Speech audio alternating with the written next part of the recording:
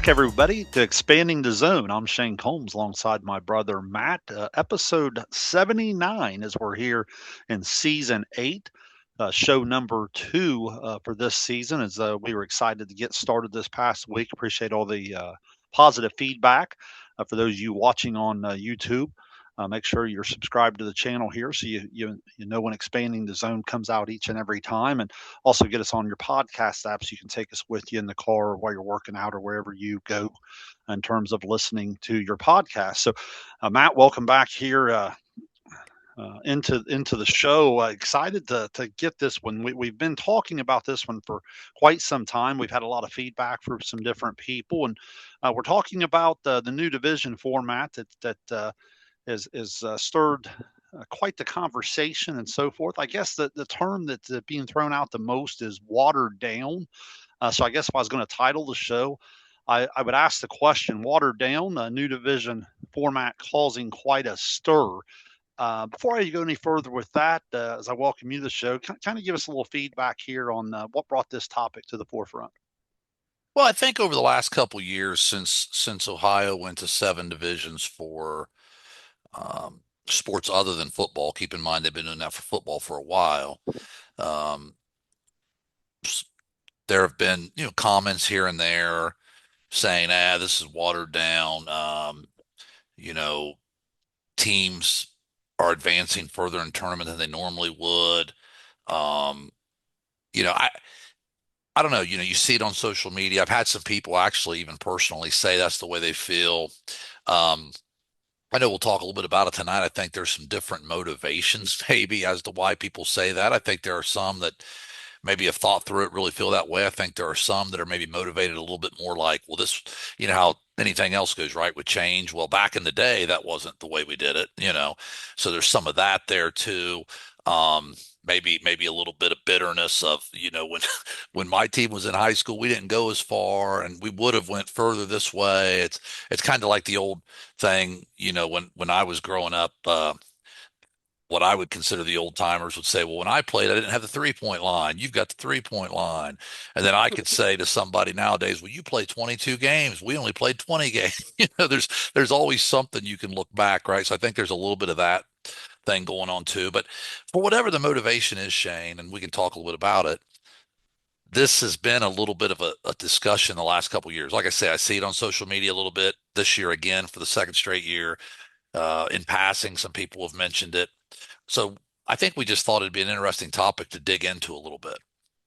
Well, I think it's really fascinating. I guess I look at it in a couple different ways. I like how you open that up there. The first thing I would ask is, in what way is it watered down? When you say it waters down the product, I guess I would ask of what? Is it the games? Do they think that I heard the comment of there's a lot of blowouts early rounds. Well, I think that's been what's been going on for quite some time now. Definitely. Is it the accomplishments? Is it like you mentioned the teams? I've even heard it on the individual side. Obviously, a lot more kids making all district, making all Ohio. Don't always know if that's a bad thing. I certainly understand and respect the opinions of people in terms of comparing the different time periods and so forth. To, as you said, the past to the present.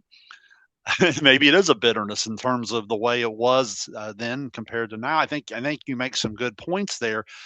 I think what I find as I study the topic is in leadership, because again, for people not familiar with Expanding the Zone, if you're a little new to us, I said last week as we started season 8, we always try to take these fun topics and we'll always steer it back toward leadership, and we'll always try to look for different solutions and kind of combine that entertainment factor with the leadership factor.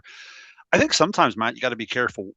You know, are you mad? What are you mad at? You see what I'm saying? Like, so, like when you look Right. at a particular system, what is it that you're really upset with? Are you really upset with the extra divisions, or are you upset, as you said, because you wish it would have been different, like when you were coaching or playing or whatever it might have been? Are you frustrated that so and so didn't make All Ohio 10 years ago, but now this person? You see what I'm saying? Like there's Right. a lot of I get it from a lot of different angles, and I think that's what we're going to unpack. what is it that you think is watered down in terms of from a coaching perspective? You've been doing this a long time now, and did you ever feel at any point in the process that something was watered down? No, I never have, and I'll tell you why, Shane. Um, I think that football has been doing seven divisions for a while. And I think they did that because they saw a need for more competitive balance at the tournament level. School enrollments, putting schools together that were closer on the enrollment scale, so to speak. Um, and the other sports, for whatever reason, just lagged behind. My thing to people when they say this to me, this is the simplest way I can say it, okay? If you think that, like, take basketball, because that's where this came up mainly recently, right? The basketball tournament for seven divisions. If you think basketball is watered down, or you could say baseball, whatever other sport, but if you think basketball is watered down, I can live with that theory if you also think football is watered down. My only issue is I've got to have some explanation for you if you tell me it's okay for football or it makes sense for football, but it doesn't make sense for the other sports. You see where I'm coming from on that? Mhm. Because if you think about football, we let 12 teams in per region now, right? So and then they play. There's four teams get a bye in football, and they play it down to eight. So let's just start with the eight, which is actually the second round now in football. Okay, that's 32. That's the district finals in basketball, right? Um, so you would say with a 12 team format like they currently have in football, that's district quarterfinals. Well, guess what? That's exactly where basketball is district quarterfinals, even with letting everybody in. So my point is, like, why do we think it's watered down for one sport and not the other sport? You see where I'm coming from on that? Well, no, I think that's a great point. I think it leads you right into the first main question here of the agenda. Now that we have the introduction out of the way, is what do you like about it most? So if you think back, I guess the easiest place to start is let's take it right on the foundation level. We know how it was before, and for people that maybe didn't know, way back in the what 80s or whatever, they had three classes, and then they went to the four divisions, and it stayed that way in most sports pretty much the whole time. Now, some secondary sports had only three, or not as many, and even they're going to start to grow to four or five, is the way I understand it. Right, your cross country, your Hmm. track, some of those, but for the most part, it had been the same way since probably the last few years of the decade of the 80s, all the way through here to the last, like you said, the couple years, and now they've expanded it out. So I would ask you first, on the positive side, what is it that you like about it the most?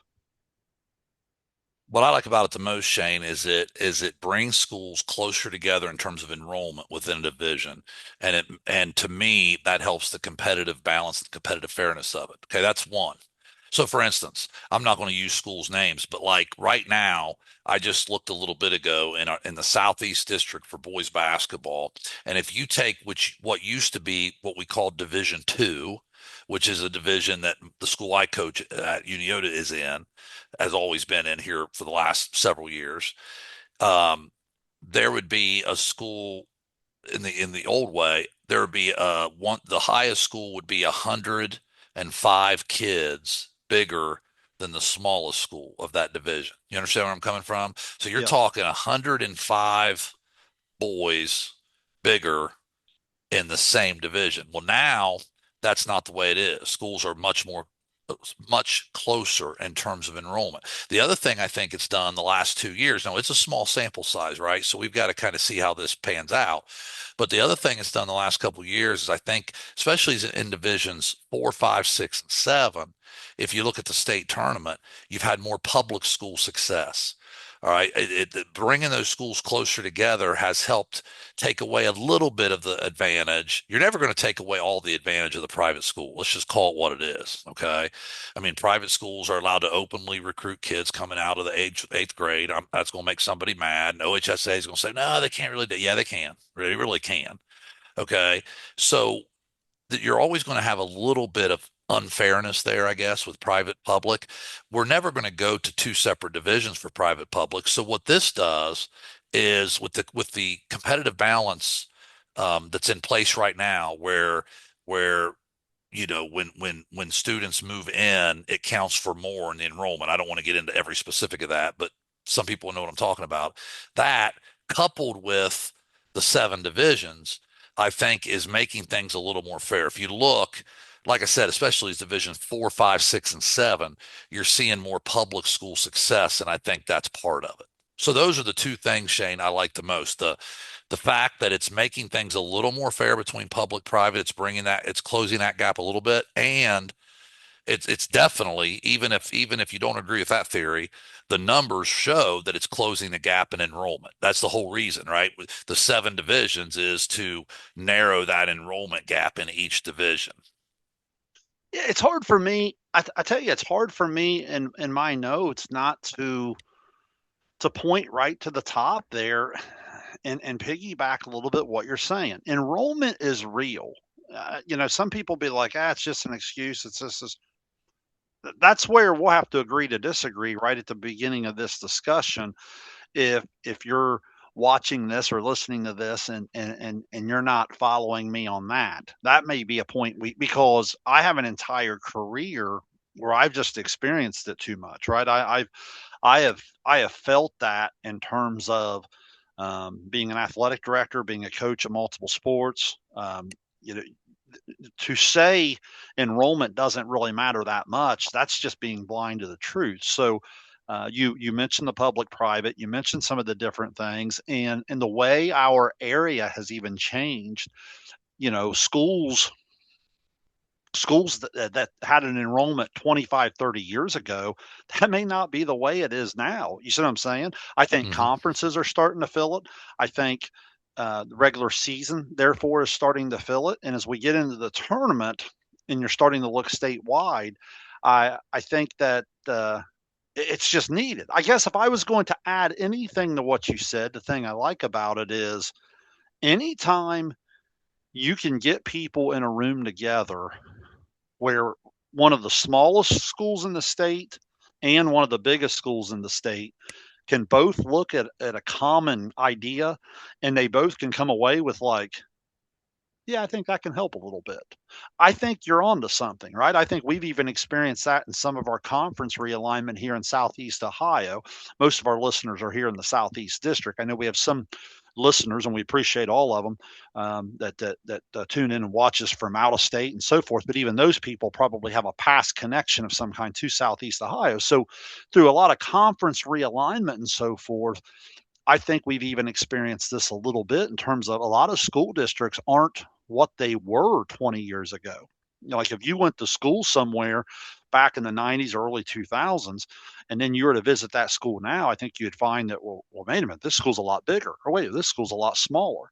And a lot of resources start to change. So to me, I've watched a lot of the new Division 6 or 7 school come together, and I've watched a lot of new Division 2, 3, 4 schools come together, and they both can look and be like, oh, wait a minute, we might be on to something here. This is better. So anytime, comment on that before we move on real quick. From being an athletic director, leadership, anything, you start to get a lot of egos, a lot of ideas, a lot of perspectives in the room. It's hard to agree on something. So anytime you follow where I'm coming from there, anytime you can get different people together and it all kind of points in a positive direction, there's got to be something there to build on. Yeah, no, I think you're right, Shayne. I think that's a positive. And I want to go back to something you said right at the beginning of that comment because I think it's what I guess trying to get across when I start saying, listen, if your argument is against the seven divisions, that's fine. I guess what bothers me is when people talk out of both sides of their mouth. I'll give you an example. You said it. You said right up front there that you've had a career of being at a smaller school right within your league, and you know that enrollment matters. Is that what I mean, I'm not wanting to put Yes, words in your mouth. That's basically that's what you exactly what said. I'm saying. Yeah. Okay. So if enrollment matters in the league you're in, right, then enrollment matters in the tournament. So what I'm saying is, but the problem is, I know I know personally two people. One's a very good friend of mine. One's a person I know. Two people have said to me, "Oh, this seven divisions is watered down," and both of those people have argued for league realignment due to enrollment. You see what I'm saying? Or Right. argued that, hey, that it's unfair within a conference if a school's too big, but yet you're going to argue against the seven divisions. You understand where I'm coming from on that? Yeah, To completely. me, that's inconsistent because if the whole idea is enrollment, then the whole idea is enrollment for both, for the tournament and for the league. So no, I that was the thing you said there that jumped out at me, Shane. And obviously, like you said, um, if there's something that can benefit the biggest and smallest schools. And you and I, we don't talk a lot pre-show, Shane, but you did briefly mention to me something earlier that made sense too. Of it's really five divisions. In some ways, we've added a division, right? Like divisions one and two have been set aside, especially division one, for the biggest of the big schools, right? Like, so in our area of the state, division one and two don't matter all that much. I mean, that No. we don't have anybody in those divisions. Yeah, and even in the parts of the state they do, I think they recognize, look, if we're going to do this, that there's unbelievable discrepancy. The only thing we can have you need to go to is if we have any Chillicothe High School listeners, maybe some Logan High School, Right. they might comprehend a little bit of what we're talking about. Some of the years they got stuck in Division One, and they were one of the smallest Division One schools in the entire state. And I think if they were to come on here and talk to us about this, they would say, yeah, this competitive balance helps a little bit. Um, you're exactly right. The two Division Ones that are called Division One and Two are kind of put up there out of the way on their own. And then you're correct. They went from four to five, but because they call it Division One, two, three, four, five, six, and seven. I certainly think that plays a big role. Yeah, let's move to this part of it and continue the discussion because I guess this will get into it a little bit. What do you dislike about the concept or format? It sounds like if again early on that there's some things you like about it, but I'm sure you've been doing this long enough that where anything new rolls out, I'm sure you can nitpick at some different things or whatnot, or you'd like to see some things maybe done a little differently. What on the dislike side would you start with? I don't really have any dislikes of just the seven division format.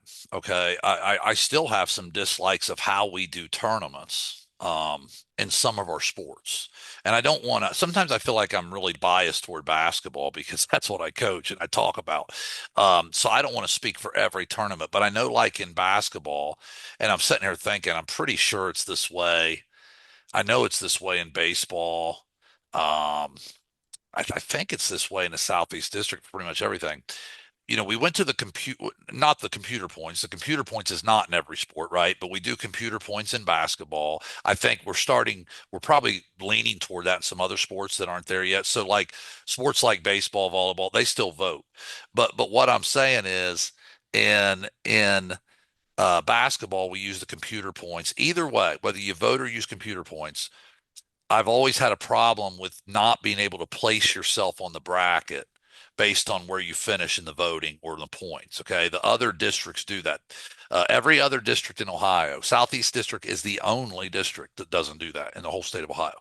Um, and quite frankly, from what I can tell, it's just out of stubbornness. I don't. There's never really been a valid argument as to why you wouldn't allow coaches to do that in the Southeast District when they do it everywhere else. I know the coaches are overwhelmingly in favor of it. In basketball, I'm talking, and I'm assuming in some of the other sports too.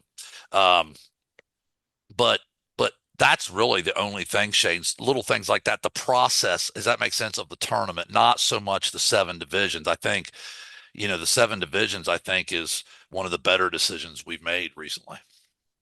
Yeah, I have a hard time agreeing with that last thing you said there. I was in fact I've even said it on expanding the zone over the last year or two in season six and then again in season seven. I think I was on record of saying I'd like a fifth division. Again, meaning what we had talked about in terms of just needing that extra ability to spread out. So I guess where I would start with is something we touched on there. Um, at the end of the first segment, and that's the semantics of all of it. I think you could really help people a lot by educating them a little bit on a few things. Number one is educating them on exactly how they went about taking um, X amount of the biggest schools in Ohio and putting them into Division One, and then doing it again for Division Two, and then kind of spreading out and going. I oftentimes wonder if we couldn't educate some people on that, rename them a little bit, if that wouldn't help with some of the change. The second thing that jumps out at me is the OHSAA in the different districts have a unique divide sometimes in terms of the way they go about things. For people that don't know, and Matt, from an athletic director spot, if I speak out of line here, make sure you fix me. But the basis of it is the OHSAA takes over at what's called the regional level, right? So in the respective sports, if it's at a district championship level or below, the Southeast District, in our case, Right. kind of runs the show. If it Right. gets to the regional level, the OHSAA takes over. And how do they determine that per sport? Now, they may have a different answer. If you had one of their representatives on here, I'm going to tell you it's the dollar bill. I'm going to tell you it's money. Um, like why do certain sports start at the district and go to the regional? Well, because the regional probably brings money, such as track. I'm sure a regional track meet brings a lot of money. Why does golf go sectional, district, state? Well, the state probably doesn't want to mess with a regional golf tournament. Is that fair before I go on? Yeah, I mean, I think it's been my experience, most things at that level are driven financially. Yeah. Yeah, so like what happens is with a lot of these different things is when you get into a lot of divisions and a lot of different things, it leads into another problem if it stays at the district level, is because you get into a lot of different things with a lot of those games, a lot of brackets, a lot of media in the early round. Media is trying to cover it all. You're trying to get scheduling done. You're trying to get venues done, officials, and I think that's what bothers people more than anything. I think it was a little bit of the change and the confusion early on. I think some of that will ease up as time goes on. It'll become more the norm. I've always said give our southeast district leaders a little chance to do some trial and error year by year. I think you'll see some things improve. But I think that's probably the biggest thing that I don't like about it in terms of how it was rolled out. I think the semantics of all of it is when they just said, "Hey, here's 7 divisions." I think that's why a lot of people had the reaction to the watered down. It's because they weren't really educated on what those first 2 divisions really represent. Therefore, I could see why they think everything's almost doubled, and that's not really the case. Right, right. Yeah, I think it's like anything else, the better explanation you can have is going to, maybe limit some of that confusion or whatever. You're going to have some people that are just changes, there's just, change is hard, right? And it's harder for some people than others. And so I think no matter what you do in that situation, there's going to be some negative pushback. But yeah, I agree with you. I think sometimes things could probably be explained just a little bit better.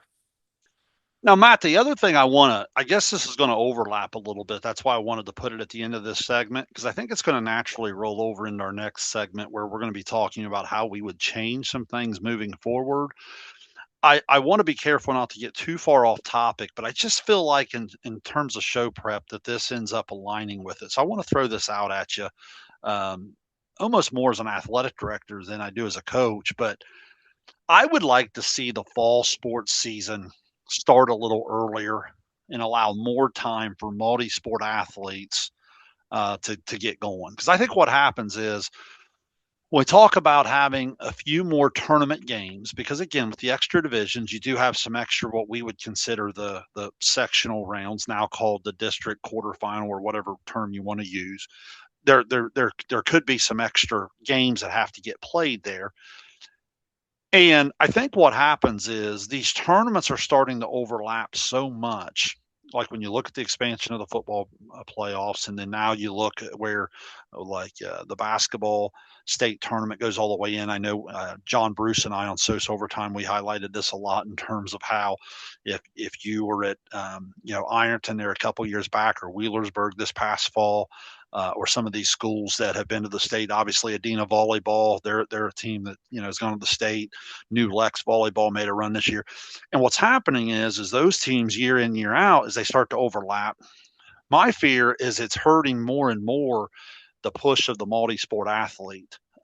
Maybe you could even comment on this because I know at Uniota you've had some athletes now that have gone to the Final Four in baseball. They've gone to the playoffs in football. Then you guys were all the way into the regional basketball, and then you started over again.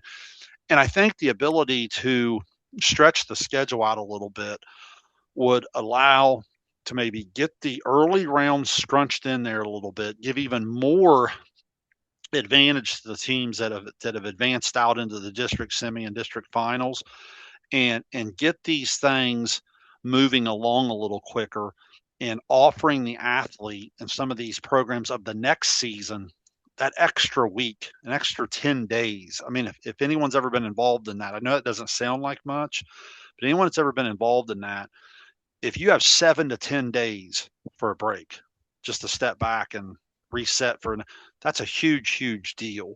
And again, I don't want to get off into a whole nother show topic, but as we start to look at these new divisions and we start to put these schedules together and so forth, am I way off base there in terms of thinking if we would just all the way back in the fall, what is it right now, August 1st? I just wondered if we moved it up 1 week, 10 days, whatever it may be, to where week one of football and week one of volleyball just was 7 to 10 days earlier, if we couldn't get ahead of the schedule all the way through the year, so that by the time we got to winter and now in the spring, some kids would feel like they have more of an opportunity to be a 2 and 3 sport athlete. Yeah, I think that I think that I'm not necessarily smart enough maybe to do this without really digging in on a calendar and looking. I know I've been told in the past a lot of the way things get planned is the state or the district, they work backwards from the state tournament, toward the beginning of the season because of the venues, right? You have to have the right. I mean, the venues are important. I mean, that's one of the things the Southeast District is great is with the Convo. I mean, that's a second to none really venue for a district level tournament. If you go a lot of other places, Shane, you're playing in some high school gym, wherever, to get to play in a Convo is a big deal for kids. So I know venues are important. So a lot of times you're working backwards from that, assuming that like Canton or wherever the state football championship is available a week earlier. What you're saying makes sense, right? You could move it back, start the last week of July instead of August or whatever it is, Right. a week or two, maybe two might be a stretch, but at least a week, like you said, of starting earlier. And yeah, maybe that would give some kids, I know next year looking at the calendar, just glancing at it, I think for whatever reason, it feels a little bit more comfortable between football and basketball season. I think basketball starting a little bit later with our games might help some. So I don't know if that's a year to year thing based on what the calendar, how the calendar shapes out and the venues and all that. But I know you're right. I mean, I made the comment the other night when we were having our banquet that the three sport athlete is just it's I have a lot of respect for those guys. I mean, you're talking hardly any time off, no matter where you play. I mean, even if you play at a school that hasn't had tournament success and your seasons aren't running as long, it's Sure. still a lot of wear and tear on your body, right? I mean, you're playing you're going right from football to basketball and basketball to baseball. And if you are at a school that has tournament success, you're playing deep. We had a game scheduled with Wheelersburg in basketball this year and ended up getting snowed out. But we would have played Wheelersburg a week after their state football championship. Think about that. They were going to play. Right.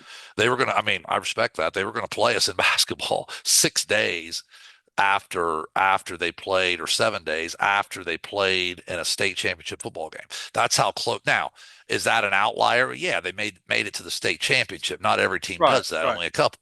But I'm just saying there's that possibility. So, but even if you don't make deep runs, those guys, those three sport athletes, I think if you talk to kids and their parents, they both tell you there's a certain level of burnout there. There's a certain level of fatigue, and not only physical but mental, that happens to those guys. And you're right. If there was some gap in between season to where you could say, hey, you know, good football season.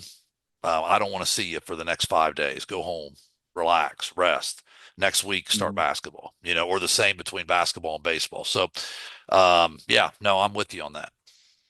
Well, Matt, on that same point, like if I was looking at some compromisers, if I was looking for some different things that maybe move this along, the other thing you said that I really have always agreed with, but I'm open-minded to how it looks different in this different format. The venues in the Southeast District, you mentioned the Convo. Hard to argue that in the basketball side, the VA when it comes to baseball in the spring. Right. There's some really, really nice facilities, albeit at the high school level for softball and some different things in the area.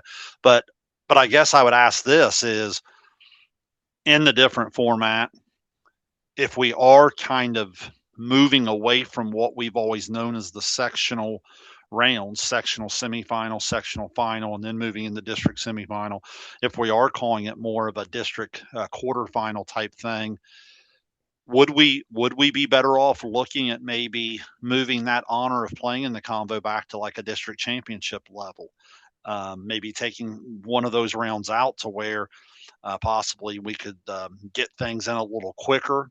Because I guess what happens is it accomplishes a couple things. One, it does move the honor of making the convo back that one step, since they're, you could argue that an extra team, or what would that be? An extra, say, four teams are going to get to the convo if you have that extra division than we've had in the past. But at the same time, you're going to get other teams eliminated quicker. Like if you could play quicker and you didn't always have to wait on the. I know from our SOSA coverage that the convo.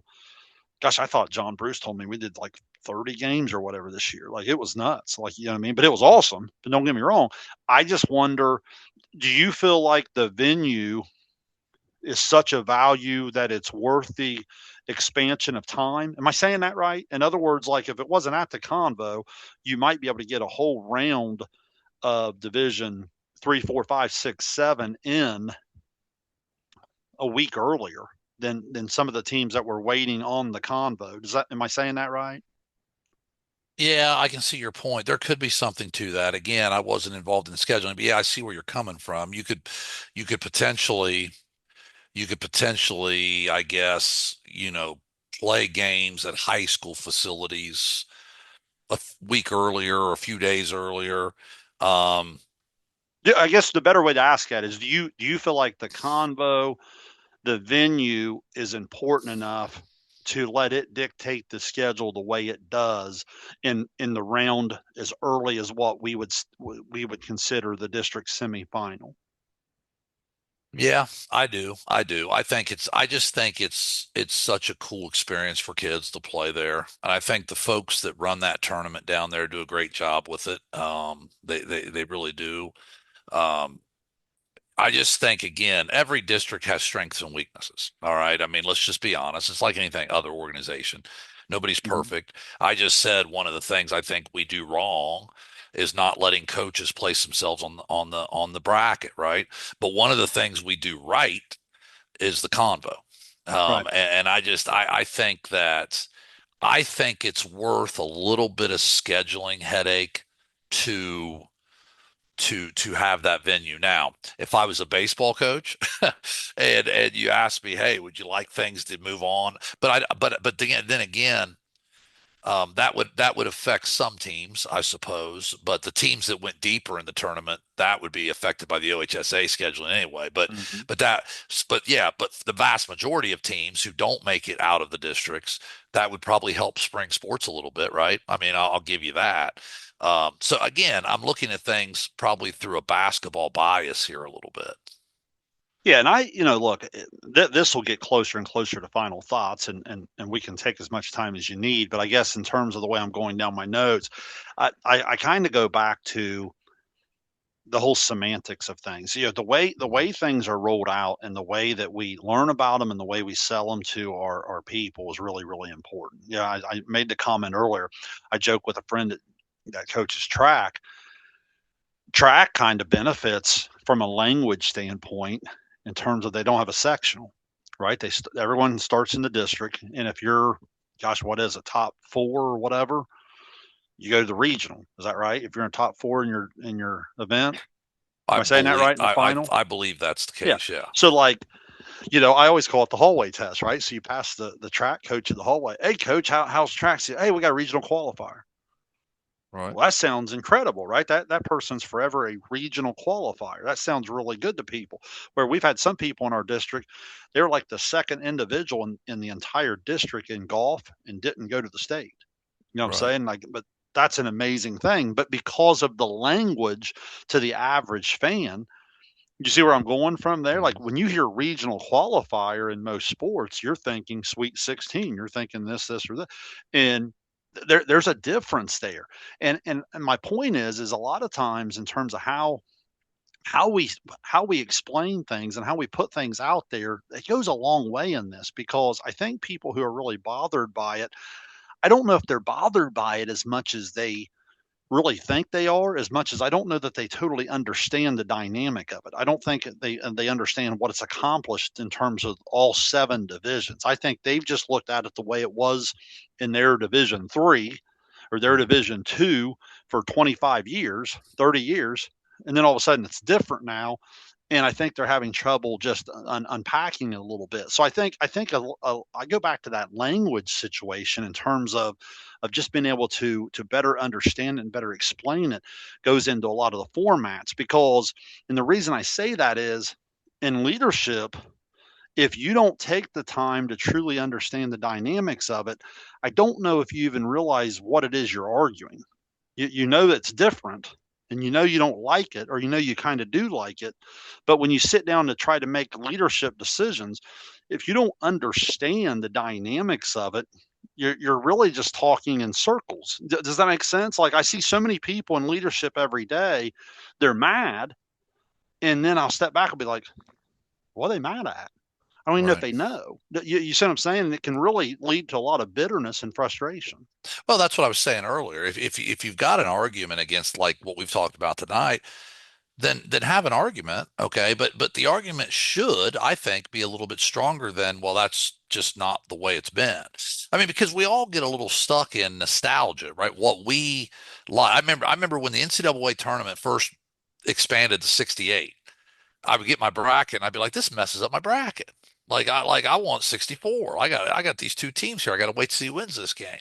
Right. Well, now did you see, Shane, where it came out that they're talking about expanding the NCAA to 76, I think, teams or something like that? And I saw a couple posts today on social media like, oh, you like the apocalypse, right? Like the world's coming to an end if we do this. And look, I'm not sure if I like it or not, but I want to give it some more thought because like again, sometimes change, can be a negative thing if it's just change for the sake of change, but at the same time, just to automatically think, well, that's stupid. I wouldn't do that without giving it a little more thought. Because let's talk real quick here, Shane, before I go to final thoughts, because I just brought up college. Let's talk college just for a second, because I think Hmm. it's just an example of this. Before I give you my thoughts, what are your thoughts on two things here? The possibility of basketball expanding to 76 teams instead of 64. All right. And because from what I'm reading, now you never know, right? What you're reading on social media, but from what I'm seeing, it's like all but a done deal. I mean, it's going to happen, but we'll see. And then let's take football because football, right? 2 years so far, if I'm right, I think we've had 2 years of the expanded college football playoff. Um, so that's that, for years, well, for years it was, the number one team in the country or whatever. But like, then it went to four teams. Now it's expanded on. What are your thoughts on those two situations? The possible expansion of basketball at the college level and the football already having expanded. Well, I have two concepts I want to kind of answer with there. Number one, I think it's awesome that you brought up college because when we talk about high school expanding divisions, that college is the perfect example of something in need of that. You know what I mean? Like to say Division 1 national champion is a little bit misleading in terms of, like, when I watch a Miami of Ohio win every game they play, and we've got respected basketball analysts saying they may not make the tournament if they don't win their conference tournament. Yeah. What? Like, you know what I mean? Yeah. Like that blows my mind a little bit. But the concept of saying that all Division 1 schools are getting an opportunity to do this, or this. Yeah, they have their conference tournament or whatever. But I would argue that college is in desperate need in today's NIL, transfer portal money, all this different stuff, desperate need of divisions. You know what I mean? In terms of, you have Division 1 power conference or power division, whatever it is. It needs to have more of an NBA, NFL model, in my opinion. And then you could get into like your, you know, double A, your 3A, whatever you want to do all the way down. But to act like in college football and college basketball that enrollment doesn't matter, or that all those schools have an opportunity, kinda. Yeah, I don't know if they have the same opportunity. So Mhm. that's one dynamic I would go.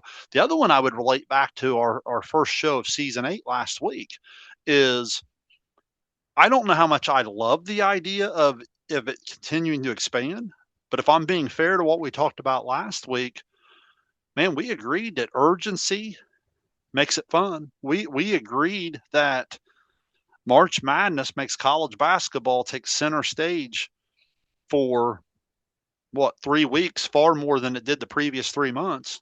You know what I Mhm. mean? Like, if you're an Ohio State fan, you probably don't even care about the basketball team until mid-January when the football team's done, right? Unless you're a true Yeah. basketball nut or whatever. My Right. my point is like, if I'm being open-minded to it, what would it hurt to have another week of March Madness? What would you hurt to have another round of whatever? I still think at the end of the day, there's upsets early, but I still think the best teams, like if I look back when I filled out my bracket to start the year, I certainly am not fans of Michigan and I'm not fans of Arizona, but I thought I always fill out my back bracket backwards. I thought those were the two best teams. They just happened to be on the same side of the bracket. So I struggled a little bit more with the other side of the bracket. But like, I thought those are the two best teams. Like, that's who got there. You see what I'm Right. saying? Like, at the end of the day, if you're the best team, you're going to get there. Like, you're going to win your game. You're going to beat the team on the bracket and move to the next. So I'll be honest. I'd be open minded to anything because I love the sport of basketball. Like, I'd be open minded to anything that brings more urgency and more eyeballs to the product. Yeah, with basketball, Shane, you brought up Miami of Ohio. I mean, that's kind of a great case study for this, right? Like they win all their games, yet they're on the verge of not making the tournament. Why? Because, well, their strength of schedule is not good enough. Why is that? Well, nobody will play them because the top teams don't want to play Miami of Ohio in a regular season and get beat. So, you run into some of that, right? But like I just think that you said yourself with the transfer portal, the NIL, the landscape of college basketball, you almost have to expand, especially, and I don't know what your thoughts are on this. I think if you aren't going to expand it, you should get rid of conference tournaments. And now that's not going to happen because of dollars and cents. But let me explain what I mean by that. When you keep the conference tournament, you put the mid-major who's had a great season at risk Yes. because now, like you said, Miami of Ohio, they win all their games, but yet they get knocked off in their tournament. Well, you and I both know because we've both been through this. Well, I mean, I shouldn't put words in your mouth, but I guess my opinion is it's a lot more difficult to win a league over the course of weeks and months and to have that consistency than it is to win a tournament. If you took the SVC basketball, the 8 teams, whoever finished fourth or fifth place, there's a reason they finished fourth or fifth place, right? Over the course of 14 league games. But on most years, whoever finished fourth or fifth, couldn't they win a tournament? Couldn't they win Well, a yeah, 3 game tournament? Yeah, because all you got to do absolutely. is get hot over the course of one weekend.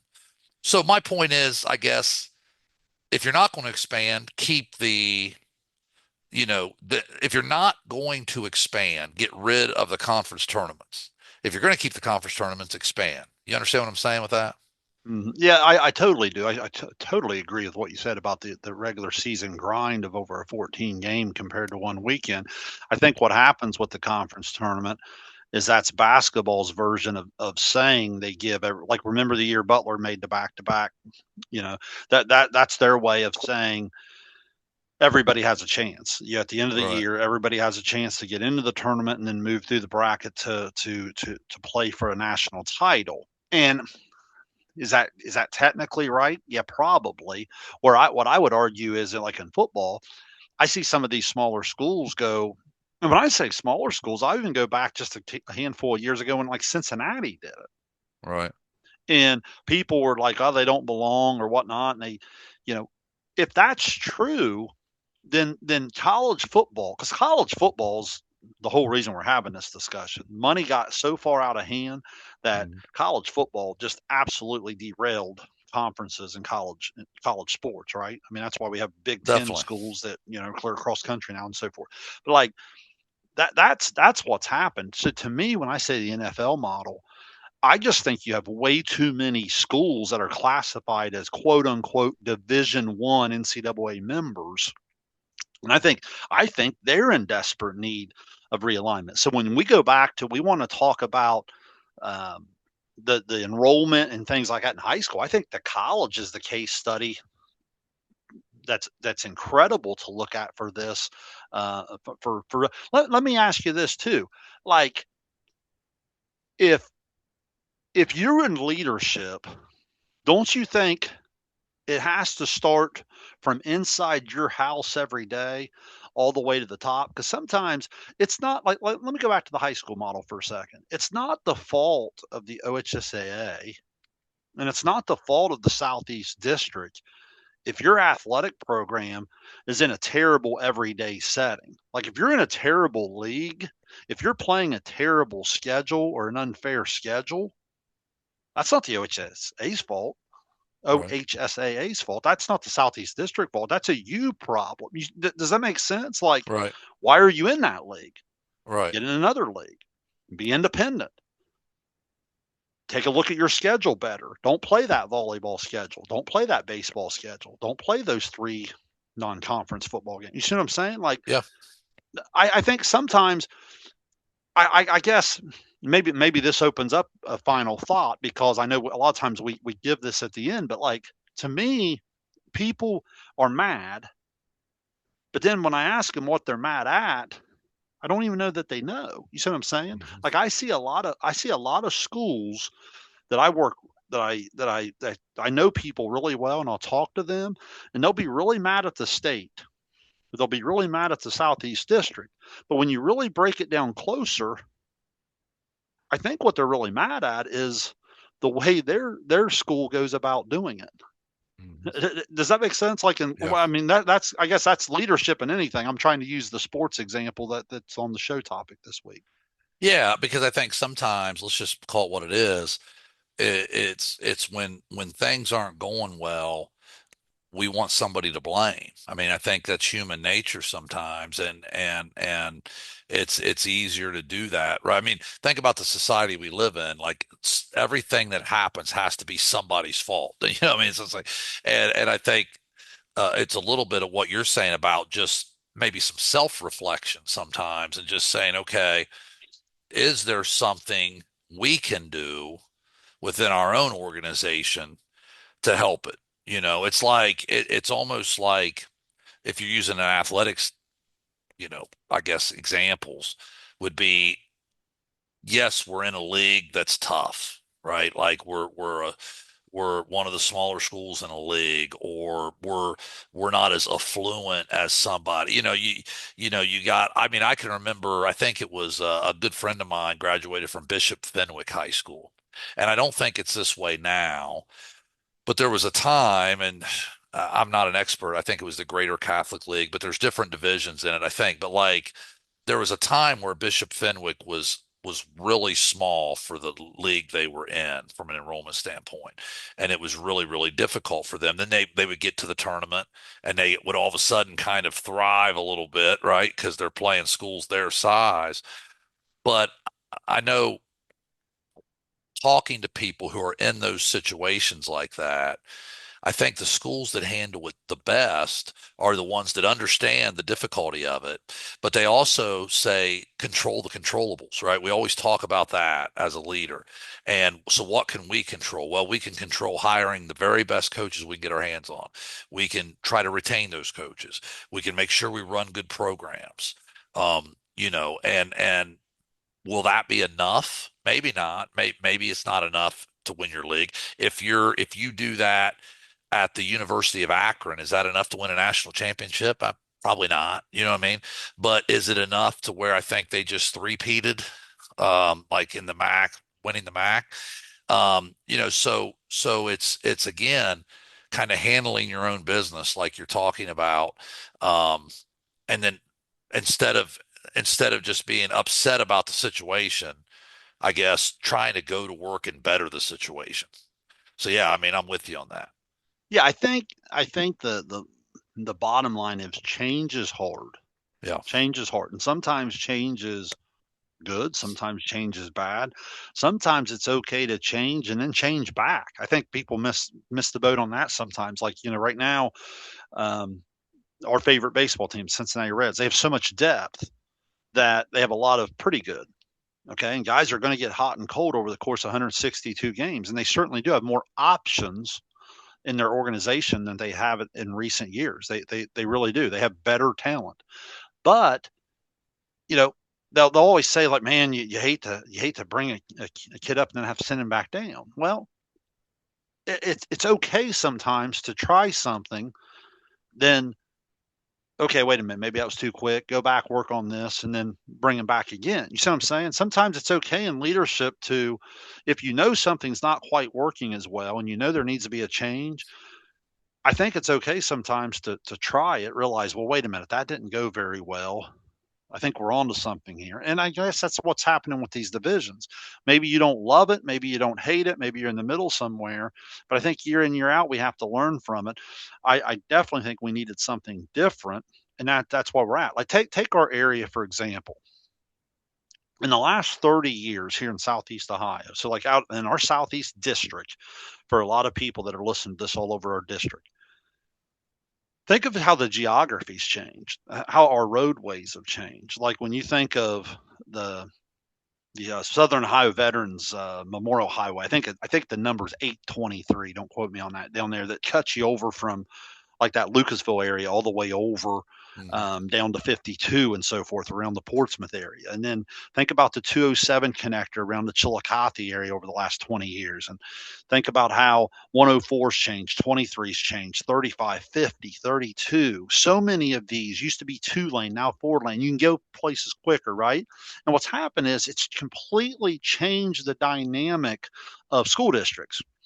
School district enrollments have gone up, they've gone down. There's been a lot of movement. There's been a lot of, just, you know, enrollment. So like what schools used to be 20 years from now, they may not be now. They may be way bigger. They may be a lot smaller.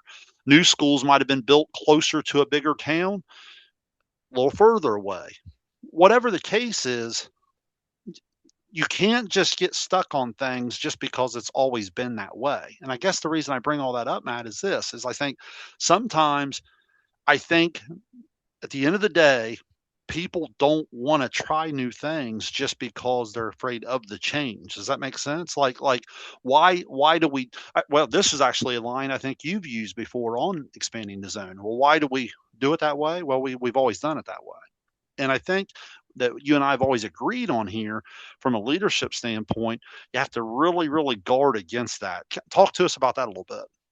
Yeah, one of the things, I think is important is to always ask your staff, like in my case, if I'm a coach, my coaching staff or whatever, but say you're a principal or a superintendent and your administrative staff, whatever, is constantly question how we do things, like all the time. Um, what can we do better? Why do we do it? Why do we do it this way? Well, that's just kind of the way we've always done it. Well, that's a dangerous answer, right? Why do we do it this way? Well, we truly think this is the best way to do it. Here's why. We've looked at this. This is the best way to do it. Because I think there's two reasons you just said, Shayne. really in a roundabout way that people are afraid of change. It's because change is just difficult in general, and we kind of get stuck with the way we've always done it.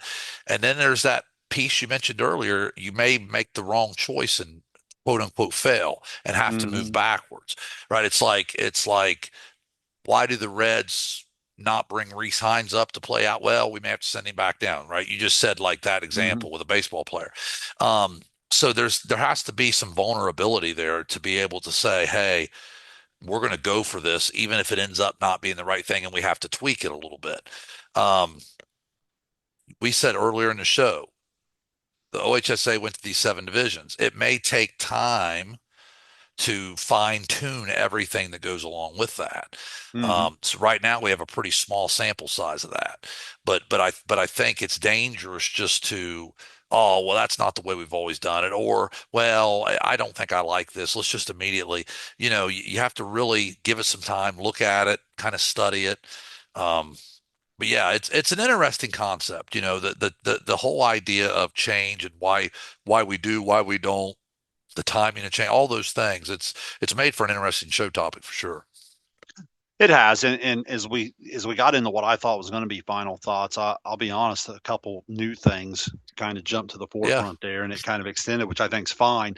I guess if I was going to try to sum it back up, and then I'll give you the final word, I just go back to the point of the longer you're in leadership, you benefit from experience, but if you're not careful, you can get handcuffed by being tied to tradition and value and different things, and it can kind of hold you back from maybe evaluating things with an open mind and seeing where you're at in the present day. And with that thought in mind, I would challenge a lot of schools and I would challenge a lot of people to make sure you know what you're mad at. Like when you see different change, are you mad at the state? Are you mad at the district? Are you mad at kind of the state of your own culture and your own school? And I think I think if you have a moment of honesty, I think that can start to at least give you more of a clear picture in making decisions. So Matt, I'll give you the final word there. Yeah, Shane, we've made the comment before that the one of the best abilities an athlete can have is availability, right? The availability to Hmm. go out there and actually play every day. Well, I think one of the best abilities a leader can have sometimes is adaptability.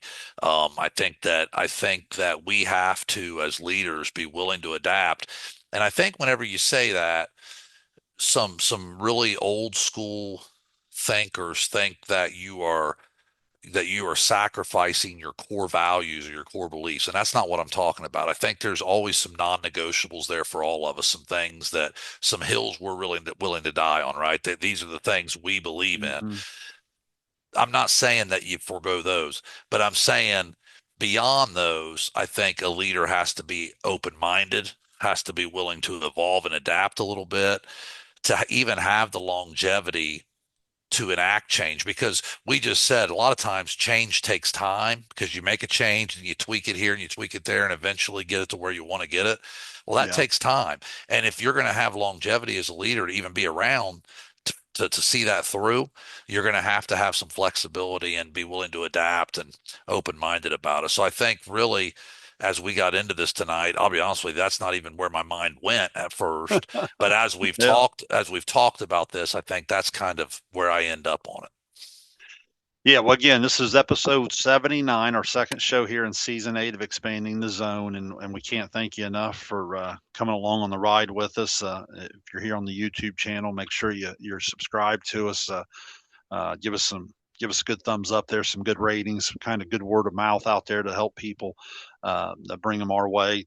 Matt and I try to get together. We try to take relevant topics, and then, as Matt just said in his final thought there, a lot of times we'll get going 2 or 3 different directions, but honestly, we just use it as professional development. We hope you get a little sports entertainment out of it, but we also hope you get some good leadership value out of it as well in terms of just food for thought and to be thinking about a little bit. So, on that note, we'll get on out of here and we'll do it again next week. Believe it or not, Matt, we'll be moving on to episode 80 at that time, and we'll keep on keeping on. So for Matt Combs, I'm Shayne Combs. We appreciate you watching Expanding the Zone.